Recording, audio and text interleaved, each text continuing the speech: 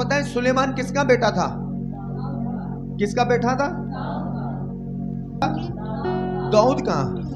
और वो बहुत ब्लेस्ड इंसान था। हाँ जाना, बाइबल में लिखा कि खुदा ने उसको इतनी अमीरी दी कि इंसानों में से ना कोई पहले उसके जैसा अमीर था ना उससे बाद। हाँ जाना, उसको खुदा ने इतनी बुद्धि दी कि उसके जैसा कोई राजा, कोई ऐसा बुद्धिमान व्यक्ति नहीं था। हाँ जाना, पर लिखा कि जब उसने भवन को बनाया, उसने परमेश्वर से गिड़गिड़ा कर प्रार्थना की, तो लिखा परमेश्वर ने उसको उत्तर दिया कि सुलेमान, जो मैंने तुझे निज़म कानून दिए, तुझे वचन दिए, अगर तो तू फॉलो करता रहेगा तो तू सदा ब्लेस रहेगा, तेरा राज्य सदा बना रहेगा। हाँ जाना।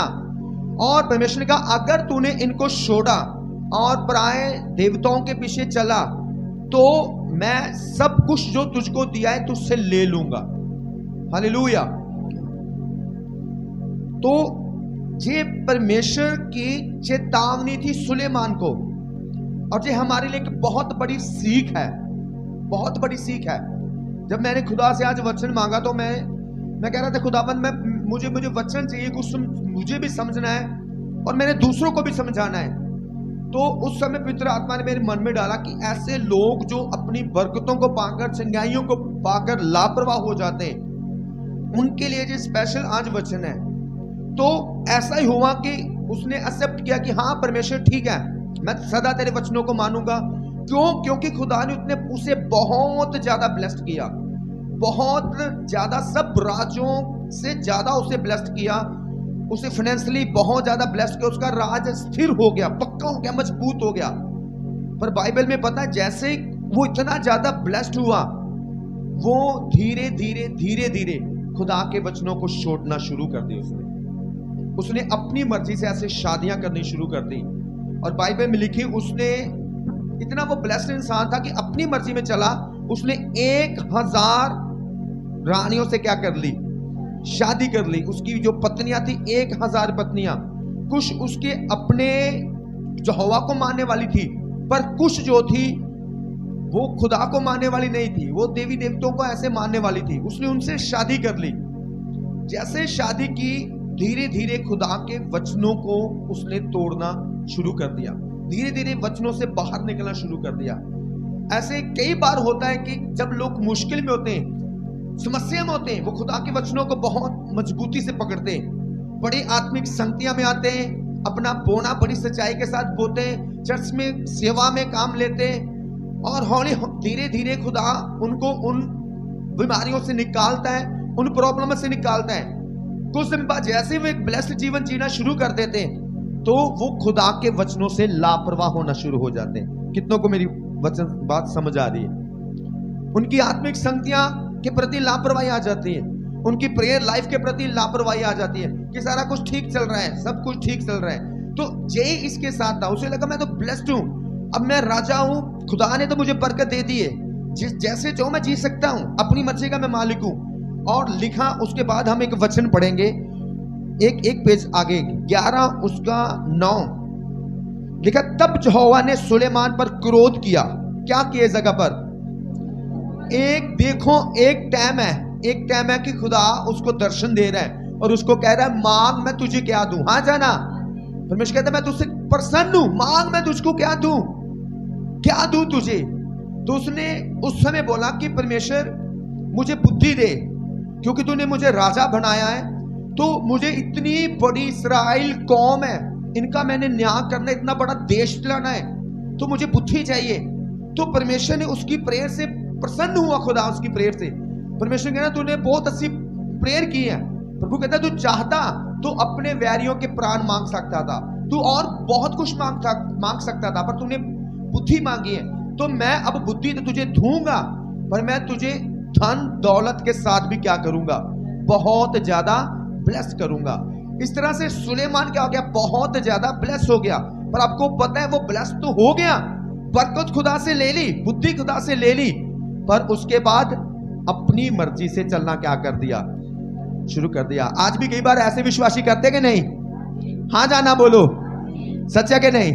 जैसे वो प्रॉब्लम होते, परमेश्वर मुझे चंगा कर, प्रभु मुझे चंगा कर, मुझे जो बीमारी है, मुझे जो प्रॉब्लम है, मेरे घर में ऐसा होता है, मैं गरीब हूं, मैं बड़ा परेशान हूं, प्रभु मुझे बरकत दे।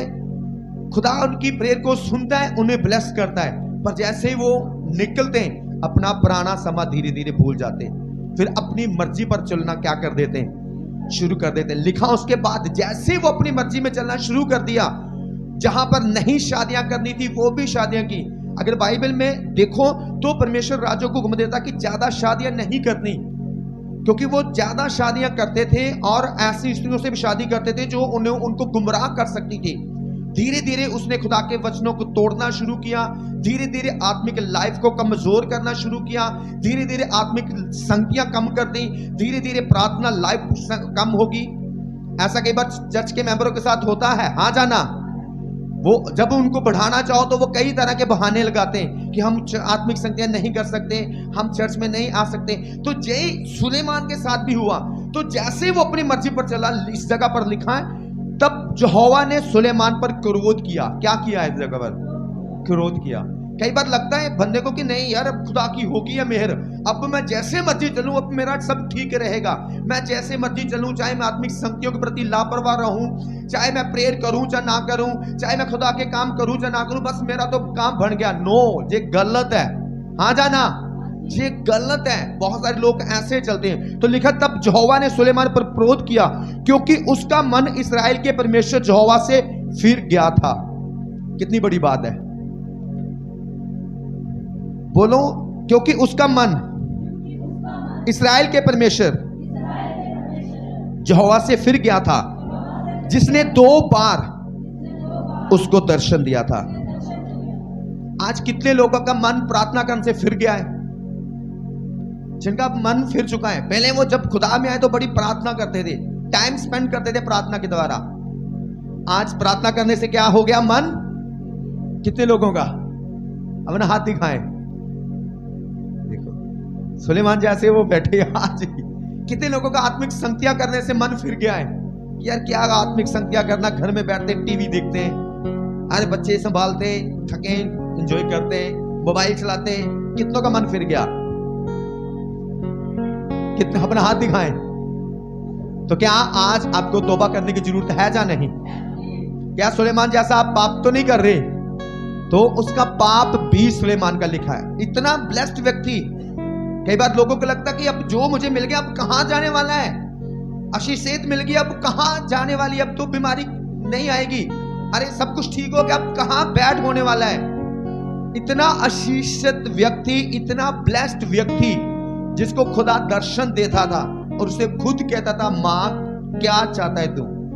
जैसे वो फिल्मों में होता कि नहीं, वो तो झूठ होता है, पर ये रियल में सुलेमान के साथ वो इतना प्रसन्न किया खुदा को, इतनी स्पिरिचुअल लाइफ बढ़ा ली उसने अपनी, इतना बोना बढ़ा दिया, इतना खुदा के काम बढ़ा दिए।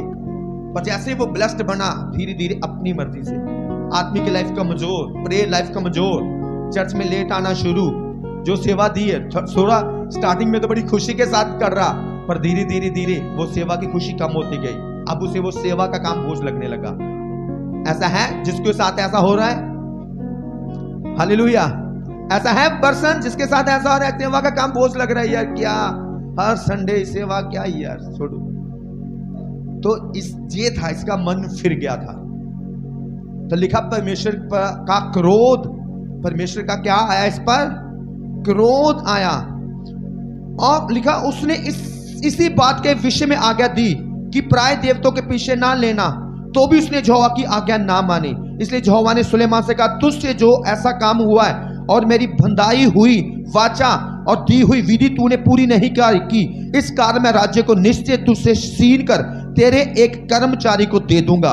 तो भी तेरे पिता दाऊद के कारण तेरे दिनों में ऐसा ना करूंगा, परंतु तेरे पुत्र के हाथ से राज्य छीन लूंगा। फिर भी मैं पूर्ण राज्य को तो ना छीन लूंगा, परंतु अपने दास दाऊद के कारण और अपने चुने हुए यरूशलेम के कारण मैं तेरे पुत्र के हाथ में एक गोत्र छोड़ दूंगा। हालेलुया। आपको पता है उसकी बरकत पर खुदा ने कटौती की। जो सुलेमान था 12 गोत्र पर राज करता था। कितने गोत्र पर? 12 गोत्र। 12 गोत्र जैसे जो याकूब के बेटे थे, तो उन पर गोत्र बनाएंगे। एक एक गोत्र में कई लाख लोग रहते थे।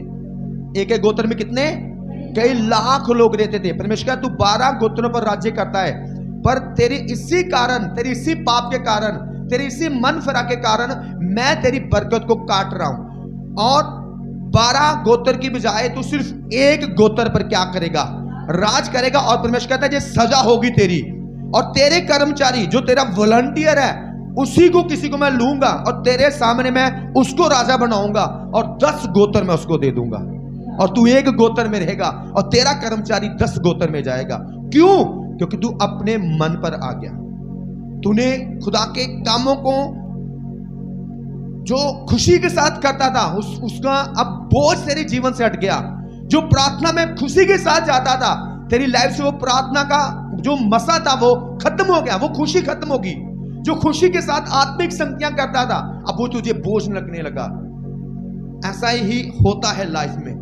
जब कई बार नए पर्सन आते हैं वो बहुत रो रो कर प्रार्थना करते हैं, बहुत संडे चर्च में समय पर चर्च आते हैं, चर्च में आकर सेवा करनी शुरू करते हैं, फास्टिंग करना शुरू करते हैं, अपनी जिंदगी से हर बुराई को निकालते हैं, अपनी लाइफ को साफ करते हैं। जैसे ही खुदा उनको ब्लेस करता है फिर से वो एक गंदा जीवन जीना शुरू कर देते हैं। फिर से वो प्रार्थना करना बंद, आत्मिक संगतियां करना बंद, जिन कामों को उन्होंने छोड़ा था फिर उन बुरे कामों को अपनी जिंदगी में लागू करते हैं। और उसके बाद क्या आता है? उनकी जो बरकत थी वो काट ली जाती है। अब सुलेमान के साथ क्या हुआ? हम सब जानते कि सुलेमान बहुत आशीषित व्यक्ति था। हाँ जाना, एक बहुत बड़ा राजा था सच में, जिसको खुदा ने मुंह मांगा वर दिया था। जो तू खुदा कहता चाहता है, दुनिया में सबसे ब्लेस्ड व्यक्ति, फाइनेंशियली इतना ब्लेस्ड, 1000 पत्नी और इतना उसका राज्य बढ़ा, पर खुदा ने क्या कर लिया? उससे राज्य छीन लिया। कारण उसने खुदा के वचनों को तोड़ना शुरू किया। कमजोरी आई लाइफ में, खुदा से प्यार घट गया उसका, और दुनियावी प्यार में वो क्या हो गया? बढ़ गया। कितनों को समझ आ रही है? क्या आप चाहते हैं कि आपकी बरकतों में कटौती आए? आपकी बरकतें दूसरे वाले को दे दी जाएं? सोचो कितना दुख लगा होगा उस समय सुलेमान को कि वो जो 12 गोत्रों पर राज करता है, खुदा ने सिर्फ एक गोत्र रखा, और वो भी इसलिए सुलेमान के कारण नहीं। परमेश्वर का मैंने तेरे पिता दाऊद के साथ वादा किया था कि तेरा राज सदा तक रखूंगा, इसलिए मैं एक रख रहा हूं। पर 10 गोत्र में तेरे कर्मचारी को, जो तेरे राज में कर्मचारी काम करता है, वो कर्मचारी लक्कर का काम करने वाला हो, वो राजमिस्त्री हो, कोई भी, प्रभु कहता उसको उठाऊंगा और उसको 10 गोत्र दूंगा, उसको राजा करूंगा। क्यों? आज भी कई लोगों को जब स्टार्टिंग में आते हैं बहुत मन होता उनका सेवा का, बहुत मन होता प्रार्थना करने का, बहुत मन होता है खुदा का वचन फैलाने का, परमेश्वर का राज्य में काम करने का, पर धीरे धीरे उनकी आत्मिक संगतियां कमजोर होती हैं। उनका जो खुदा के साथ रिश्ता वो कमजोर होता है, जो खुदा के वचनों के साथ रिश्ता वो कमजोर होता है, और वो ही कमजोरी जो आगे उनको लेके जाना था उनको और पीछे ले जाती है। खुदा की बरकतों को उसकी जिंदगियों से काट देती है। कितनों को मेरी बात समझ में आ रही है? आज जो भी खुदा हमें देता है, हमें खुदा की महिमा के लिए क्या करना होगा? उसे इस्तेमाल करना होगा। पर लिखा सुलेमान ने खुदा की महिमा के लिए सिर्फ भवन बनाया, भवन बनाने के बाद वो चुप हो गया कि बस अब काम हो गया, मैंने खुदा को खुश कर दिया, अब मैं अपने आप को खुश करता हूं। जो भी खुदा दे हमेशा उसको अपने लिए यूज करो और खुदा की महिमा के लिए यूज करो।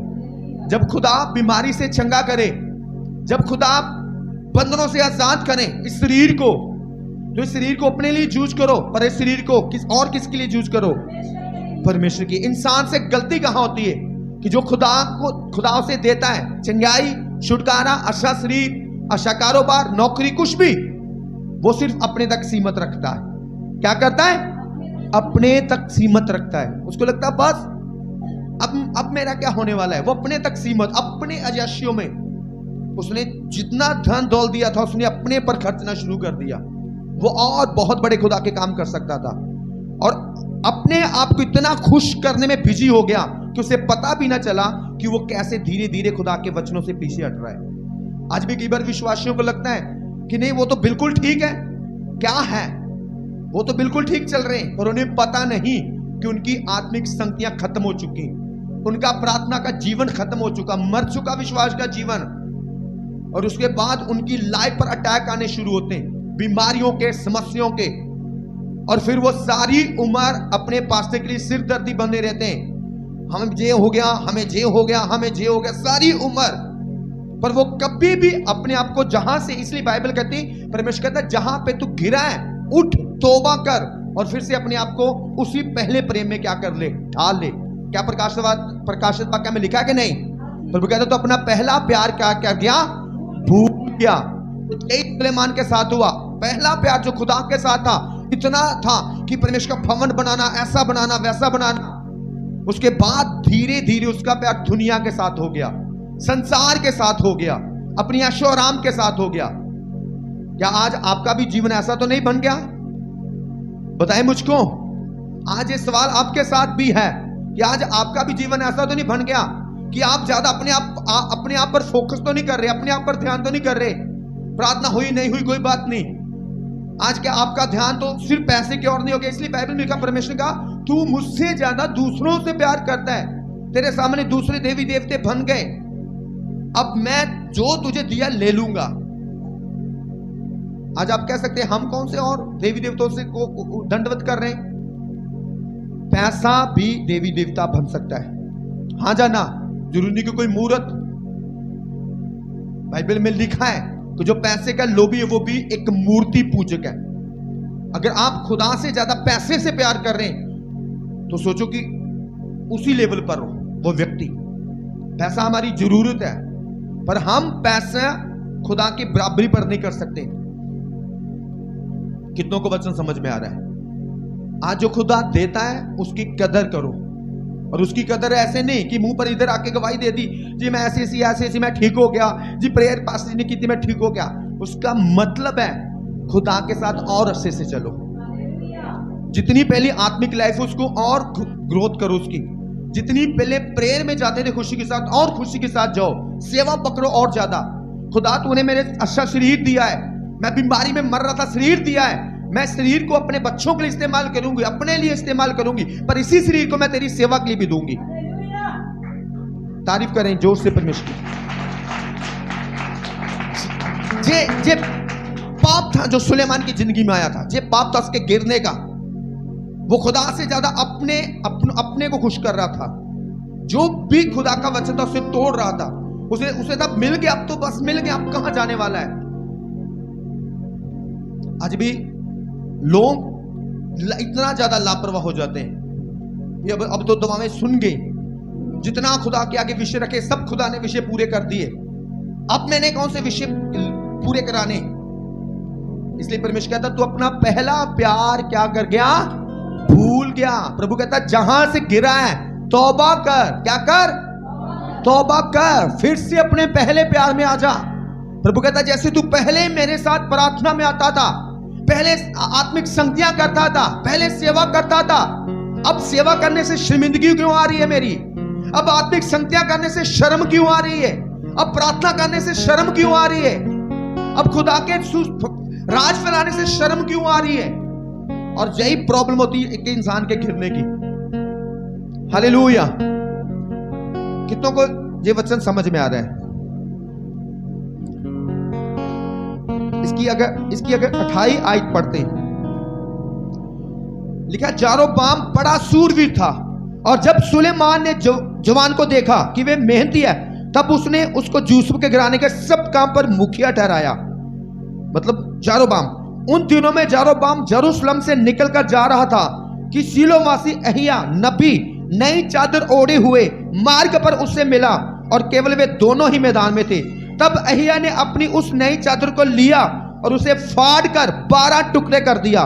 तब उसने यारोबाम से कहा 10 टुकड़े ले ले, क्योंकि इस्राएल का परमेश्वर यहोवा यूं कहता है, सुन मैं राज को सुलेमान के हाथ से छीन कर 10 गोत्र तेरे हाथ में कर दूंगा, परंतु मेरे दास दाऊद के कारण और यरूशलेम के कारण जो मैंने इस्राएल के सब गोत्रों में से चुना है, उसका एक गोत्र बना रहेगा।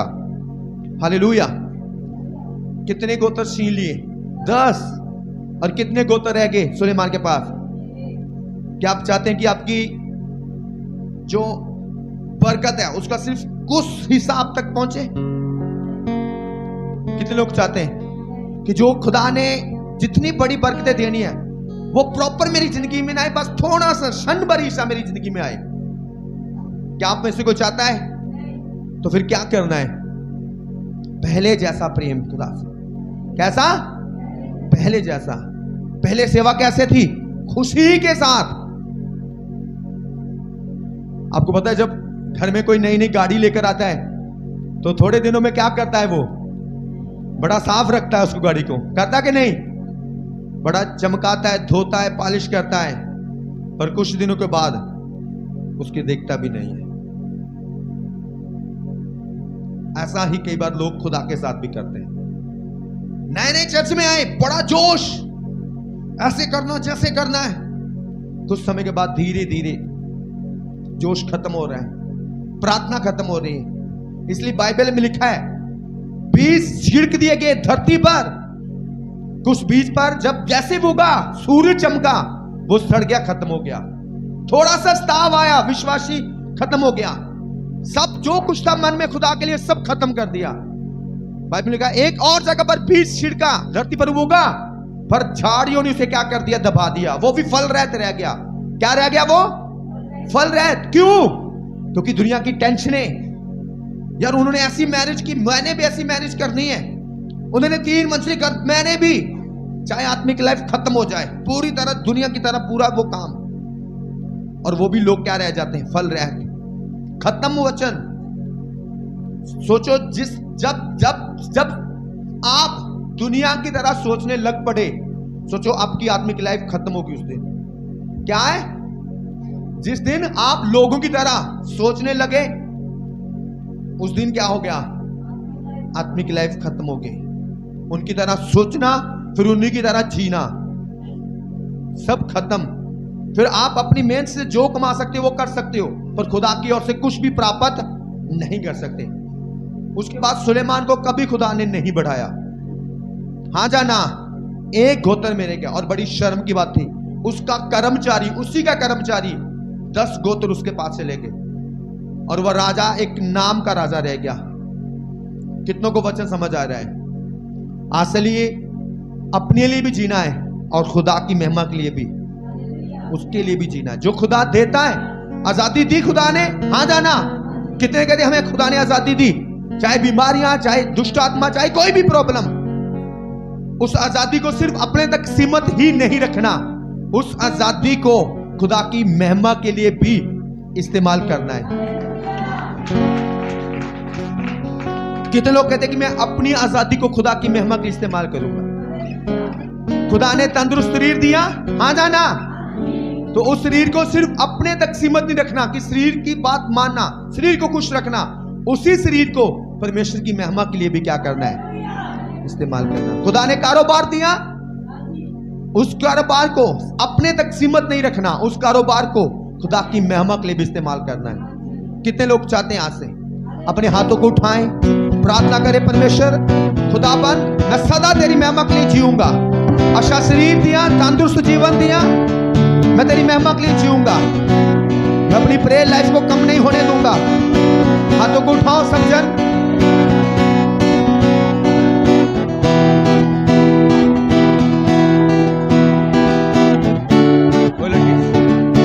गलती की, उसने अपने लिए जीना शुरू कर दिया। प्यार खुदा के साथ कम होता गया, आत्मिक लाइफ कम होती गई, वचनों में कमजोर होता गया, पर उसने लापरवाही की, और जिसके कारण उसका राज्य खत्म हो गया। 12 गोत्र से सिर्फ एक गोत्र का वो राजा रहा। तो परमेश्वर मैं सदा तेरे साथ वफादार रहूंगा, मेरी प्रेयर लाइफ सदा ब्लेस्ड रहेगी, मेरी आत्मिक लाइफ सदा ब्लेस्ड रहेगी, तेरे कामों को करना सदा मेरी जिंदगी में बना रहेगा। जैसे मैं पहले सेवा करता था परमेश्वर, वैसे आज भी खुशी के साथ सेवा के काम करूंगा, कभी कम ना होने दूंगा।